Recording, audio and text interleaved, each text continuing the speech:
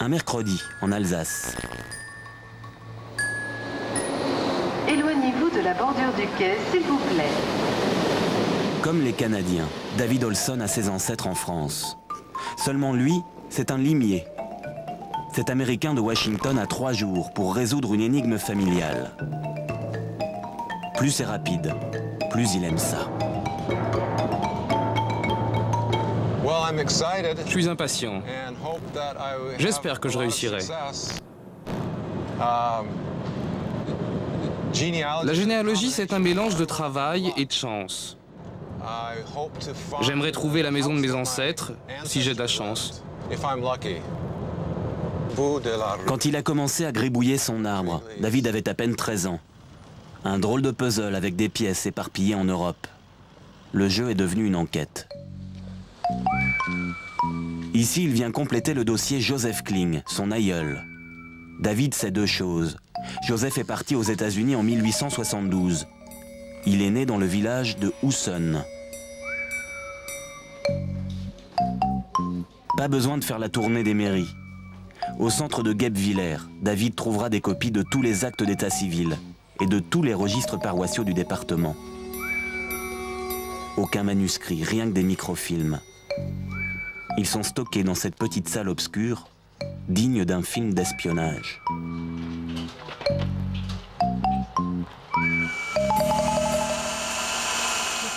David a ses indices, comme cette institutrice à la retraite qui l'aide à déchiffrer les documents en français et en allemand. Comment trouver la maison de Joseph Kling? Sur son acte de mariage, sait-on jamais? Kling, âgé de 28 ans, domicilié à Husson. La suite. Pas d'adresse. Non, il n'y a pas d'adresse. À moins que ce ne soit sur l'acte de naissance d'un de ses enfants. Dans sa maison, de lui déclarant... N'a pas donné la rue, Ah non, l'adresse. Non. Vous êtes sûr que vous trouverez cette adresse-là ici? Non, pas du tout. Finalement, il n'y a rien à tirer de ces documents-là.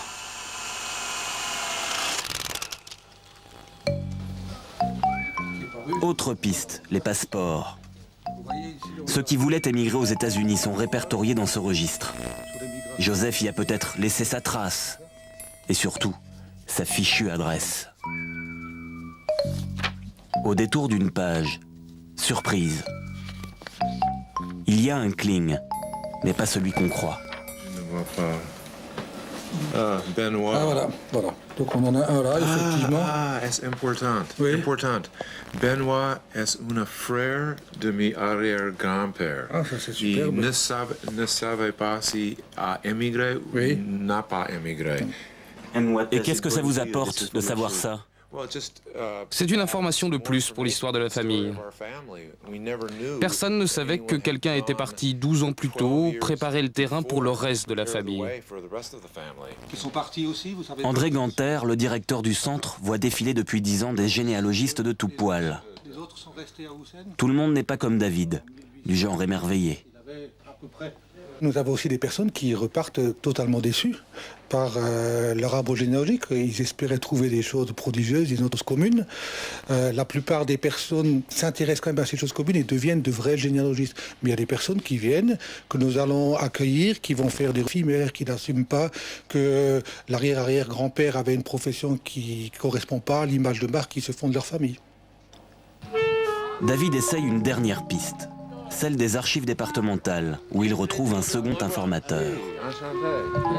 J'espère que ça va marcher, là. Qu'on va trouver ce que vous nous avez demandé. Jean-Pierre Aurem préside la Société d'histoire de Husson, le village de l'ancêtre. À ce stade de l'enquête, il faut mettre le nez dans la poussière. Tirer de son sommeil un document au nom intimidant, la matrice cadastrale. C'est le bottin des propriétaires de la région, avec nom et adresse. Donc là-dessus, on va trouver, normalement, on doit trouver donc Joseph Kling. Hein. Il y a le nom du propriétaire, Kling Joseph, cultivateur, demeurant à Husson. Et il y a toutes ses propriétés, dont ici, dans la section D, village. Donc D, 260. Là, on a la maison. Donc il faut trouver ici le D 260. 200. 60. C'est ici. Cette fois, c'est sûr. 260. On touche au but. Et maintenant, on va arriver donc dans l'espèce de petite route qu'on a vue. C'est la parcelle Voilà. 260. Là, on y est. La fameuse parcelle appartient à Bertha, Marcher sur la terre de tes ancêtres. la maison de Joseph Kling. Il y a longtemps qu'elle n'existe plus. Attends. Elle a été détruite pendant une guerre, Là, travaux. la première Tiens, vas-y, Joseph. ou la deuxième. Joseph. Tu es, là, David, tu es chez Joseph, voilà. Toute cette enquête pour voir une cour. La fin est un peu rude. Tout reste à imaginer.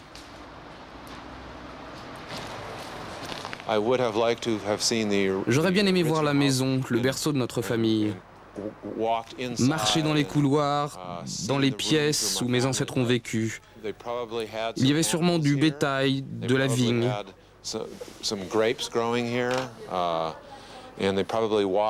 D'ici, je les imagine partant cultiver leurs champs. Alors ça me donne quand même une idée de ce qu'était leur vie. Qu'est-ce que vous pensez du fait qu'ils reviennent Mais dans le je village? comprends très bien, parce que moi j'aurais la même truc pour voir où habitaient mes ancêtres. Mais je n'ai pas ce problème, ils habitaient là. La mairie a prévu une brève consolation. Offrir le vin que Joseph produisait dans son vignoble. Mais avant de partir, le limier veut faire une ultime visite. Des Kling, il n'y en a plus à Husson. Juste cette tombe, au fond du cimetière. Ce ne sont pas des ancêtres directs, mais David se contentera de vagues cousins.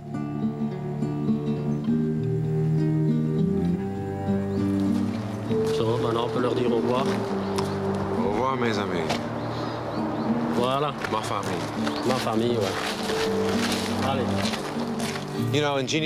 Vous savez, en généalogie, il y a toujours des joies et puis des déceptions. Toujours. Aujourd'hui, j'ai eu des joies et des déceptions dans la même journée. J'ai été reçu dans le village comme le fils prodigue. Je n'ai pas trouvé la maison, mais j'ai trouvé l'emplacement. Et c'est déjà pas mal. Notre perchereux, c'est bien chez eux, depuis toujours ils savaient. Salut la parenté.